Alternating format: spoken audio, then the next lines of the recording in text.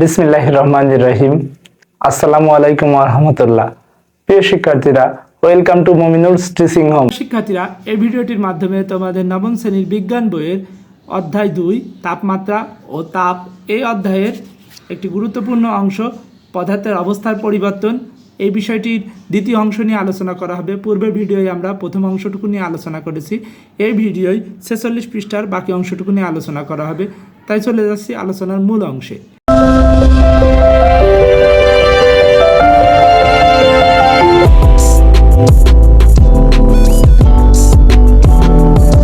প্রিয় শিক্ষার্থীরা, তোমরা শুরুতে দেখতে পাচ্ছ একটা উদাহরণ দেওয়া আছে। উদাহরণটি বরফ গলনের সুপ্ত তাপ দেওয়া আছে 33,600 জুল পার কেজি হলে গলনাঙ্ক ও তাপমাত্রা থাকা 3 কেজি বরফ গলিয়ে 300 কেলভিন তাপমাত্রা পানি তৈরি করতে কি পরিমাণ তাপ প্রয়োজন।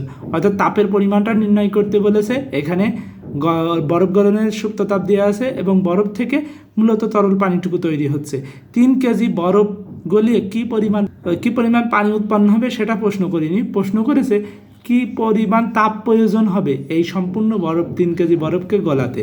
যেখানে বলা হয়েছে বরফ গলিয়ে 300 কেলভিন তাপমাত্রা পানি পাওয়া যাবে, যে পানিটার তাপ থাকবে 300 কেলভিন। সমাধান: শুধু বরফ গলাতে প্রয়োজনীয় তাপ, যেটা আমরা পূর্বের ভিডিওয়ে দেখেছিলাম, কিউ সমান ml। অর্থাৎ এখানে এল বা আমরা এটা বড় ক্লাসে পাবো এলএফ হচ্ছে গিয়ে বরফ গলনের আপেক্ষিক সুপ্ত তাপ, তার মান হচ্ছে 33,600। এখন 3 কেজি বরফ, যেহেতু এম এর ভর 3, তাই 3 দিয়ে গুণ হচ্ছে 3 গুণ 33,600।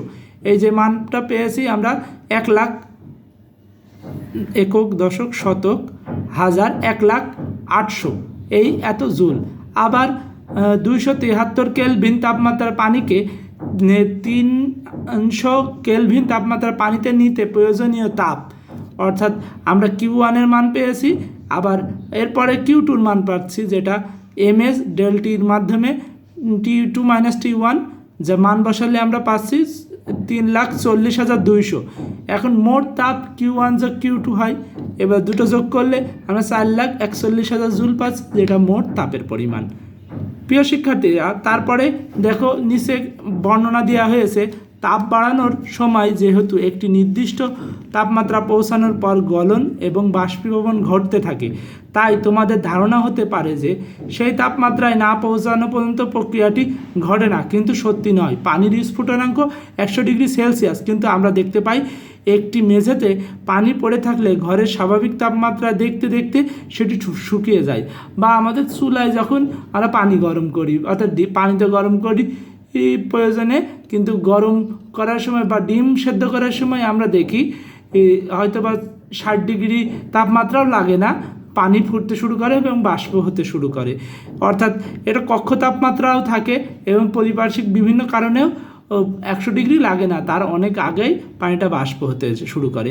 হাতে একটু অ্যালকোহল লাগিয়ে ফু দিলে আমরা সেই জায়গাটি শীতল অনুভব করি। অ্যালকোহল বাষ্পীভূত হওয়ার জন্য তার সুপ্ত তাপটুকু আমাদের ত্বক থেকে নিয়ে নেয় বলে এরকমটি ঘটে। আমরা যদি পদার্থকে আণবিক মডেল ফিরে যাই, তাহলে বিষয়টি বোঝা মোটেও কঠিন নয়। একটি অণু যদি কোনোভাবে যথেষ্ট শক্তি পেয়ে যায়, তার কারণে যদি তার গতিশক্তি যথেষ্ট বেড়ে যায়, তাহলে সেটি কঠিন কিংবা তরল পদার্থের পৃষ্ঠদেশ থেকে বের হয়ে আসতে পারে। কঠিন কিংবা তরল পদার্থের পৃষ্ঠদেশ থেকে যেহেতু অসংখ্য অণু ক্রমাগত আঘাত করছে, তাদের আঘাতে কোনো অণু মুক্ত হয়ে যাবার মতো শক্তি পেয়ে যেতে পারে। আমরা সবাই এই প্রক্রিয়াটি দেখেছি। পানির বাষ্পীভবনের সময় পানি যেরকম তার বাষ্পীভবনের জন্য সুপ্ত তাপটুকু নিয়ে নেয়, এর উল্টোটুকু সত্যি।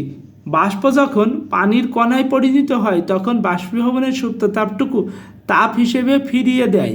অর্থাৎ ঘূর্ণিঝড়ের সময় পানি সমুদ্রের পৃষ্ঠ থেকে যে বাষ্পীভবনের সুপ্ত তাপ নিয়ে জলে বাষ্পে পরিণত হয়ে উপরে উঠতে থাকে, সেখানে যখন শীতল হওয়ার পর জলকণায় পরিণত হওয়ার সময় বাষ্পীভবনের সুপ্ত তাপটুকু শক্তি হিসেবে ফিরিয়ে আসে। এই শক্তি ঘূর্ণিঝড় প্রচণ্ড শক্তি হিসেবে কাজ করে। তাহলে তোমাদের সকলের জন্য শুভকামনা রইল। সবাই ভালো থাকো, সুস্থ থাকো, মন দিয়ে পড়াশোনা করো। আসসালামু আলাইকুম ওয়া রাহমাতুল্লাহি ওয়া বারাকাতুহু।